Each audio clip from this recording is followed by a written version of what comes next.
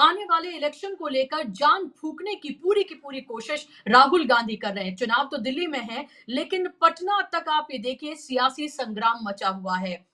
वहीं जो ये खबरें लगातार फैलाई जा रही थी कि देखिए इंडिया गठबंधन में फूट है और लालू प्रसाद यादव से लेकर तेजस्वी यादव किस तरह की बातें कर रहे हैं। वो कह रहे हैं कि ममता बनर्जी को इंडिया गठबंधन का नेतृत्व दे दिया जाए। लेकिन आज ये देखिए कि जिस मौर्या होटल में आरजेडी की कार्यकारिणी की बैठक वहां पर चल रही थी और राहुल गांधी जैसे ही वहां पर पहुंचे, तो राहुल गांधी से को सबसे पहले रिसीव करने के लिए अगर कोई वहां पर पहुंचा तो वो कांग्रेस के कार्यकर्ताओं के अलावा अगर कोई था तो वो तेजस्वी यादव थे। तेजस्वी यादव वहां कांग्रेस के नेताओं से पहले वहां पर मौजूद थे और उन्होंने राहुल गांधी से अपनी बैठक को बीच में छोड़कर उनसे मुलाकात की। और वहीं मीसा भारती ने साफ तौर पर बता दिया कि लालू प्रसाद यादव और राहुल गांधी की भी मुलाकात होनी है। राहुल गांधी, तेजस्वी यादव और लालू प्रसाद यादव की मुलाकात से गहमा गहमी पूरे बिहार की सियासत में हो गई है। आपको पहले से ही पता है कि नीतीश कुमार ने जिस तरह के तेवर इख्तियार किए हुए हैं,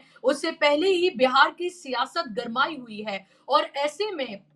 जहां एक तरफ एनडीए में पूरी तरीके से टूट नजर आ रही है बिहार में, तो वहीं इंडिया गठबंधन जो जिसको महागठबंधन वहां कहा जाता है, वो पूरी तरीके से मजबूती से खड़ा नजर आ रहा है। लोकसभा चुनाव के बाद राहुल गांधी का ये पहला बिहार दौरा और उस बिहार दौरे में उन्होंने वहां पर बात की संविधान को बचाने की, सामाजिक न्याय की, सामाजिक बराबरी की और इसके साथ साथ जातिगत जनगणना की, जिसकी बात वो लगातार करते रहे हैं। उन्होंने मोहन भागवत के उस बयान का जिक्र किया जहां उन्होंने कहा था कि जब राम मंदिर की प्राण प्रतिष्ठा हुई उस वह तब दरअसल असली आजादी हिंदुस्तान को मिली, उसका जिक्र उन्होंने किया। और उसके साथ साथ नरेंद्र मोदी, आरएसएस, मोहन भागवत सबको आड़े हाथों लिया और दुखती रग पर हाथ रखा, जिस पर लगातार राहुल गांधी वार कर रहे हैं, जिसका जवाब बीजेपी के पास नहीं है। और ऐसे में अब नीतीश की मुश्किलें और बढ़ गई हैं, क्योंकि नीतीश कुमार का जो वोट बैंक है वो दलित, महादलित, पिछड़ा,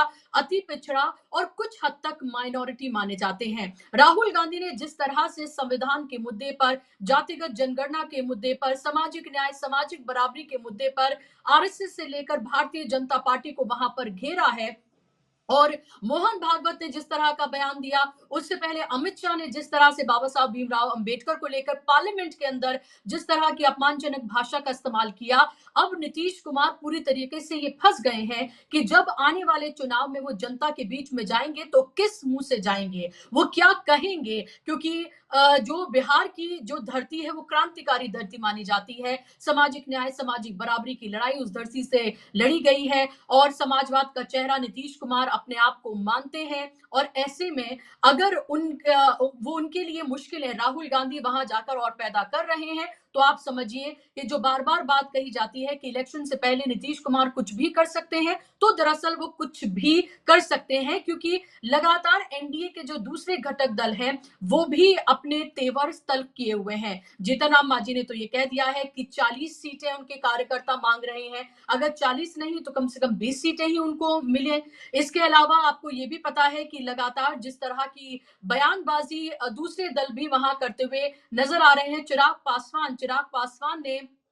बीपीएससी के मुद्दे पर जिस तरह से प्रशांत किशोर का साथ दिया है, उससे नीतीश कुमार कहीं ना कहीं, नीतीश कुमार के ऊपर उन्होंने कहीं ना कहीं हमला किया है। तो ऐसे में आप ये समझिए कि नीतीश कुमार अलग थलग तो पड़ रहे हैं और भारतीय जनता पार्टी की तरफ से जिस तरह के बयान दिए गए पहले ही, उसे नीतीश कुमार को तो ये साफ पता ही है कि अगर मान लीजिए कि एनडीए की अगर सरकार बनी भी तो नीतीश कुमार को मुख्यमंत्री नहीं बनाया जाएगा। और दूसरी तरफ एंटी इनकम्बेंसी तो है ही नीतीश कुमार के लिए, जितने साल से वो मुख्यमंत्री हैं, तो क्या नीतीश कुमार दूसरी राह तैयार कर सकते हैं, क्योंकि लालू प्रसाद यादव, तेजस्वी यादव और राहुल गांधी की मुलाकात पटना में, राहुल गांधी का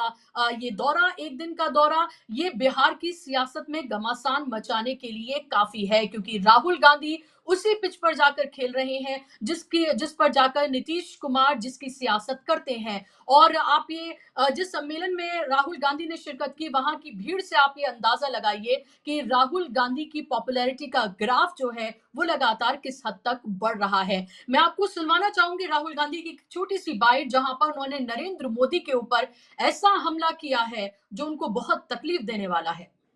तो मोदी जी आते हैं, पार्लियामेंट में आते हैं, पहले कहते थे 400 सीट आएंगे तो इसको हम बदल देंगे, और फिर जब आप लोगों ने, हमने मिलकर मोदी जी को संविधान की सच्चाई समझाई, तो फिर पहले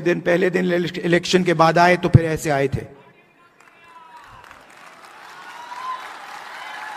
मगर चाहते थे कि मैं उसको उठा के फेंक दूं, मगर हिंदुस्तान की जनता ने कहा भैया अगर आपने सिर पे नहीं रखा तो हम तुम्हें उठा के फेंक देंगे।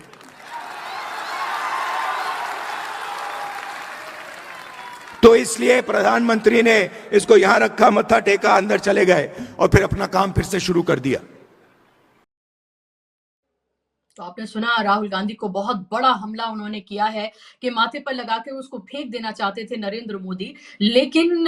जनता ने बता दिया कि अगर आप इसको उठा के फेंकेंगे तो हम आपको उठाकर फेंक देंगे। तो आरएसएस से लेकर भारतीय जनता पार्टी, नरेंद्र मोदी से लेकर मोहन भागवत, सब पर जिस तरह से तल्ख तरीके से हमला राहुल गांधी कर रहे हैं, कोई भी अपने लफ्जों को वो चबाते नहीं है, बिल्कुल सीधे तौर पर वो हमला करते हैं। इससे जाहिर सी बात है कि आरएसएस और भारतीय जनता पार्टी पूरी तरीके से बौखलाए हुए हैं, क्योंकि इससे पहले भी आपको पता है जब कांग्रेस के नए दफ्तर दिल्ली में उसका उद्घाटन हुआ था, तब भी राहुल गांधी ने किस तरह से मोहन भागवत और आरएसएस को लेकर टिप्पणी की थी, क्योंकि मोहन भागवत का जो बयान आया था वो जाहिर सी बात है बेहद आपत्तिजनक बयान था। वो उन तमाम जो हमारे शहीद हैं जिनकी वजह से हमें आजादी मिली, उन सब का अपमान था, और किसी और देश में होते तो शायद कुछ और अब तक उनके साथ हो जाता, लेकिन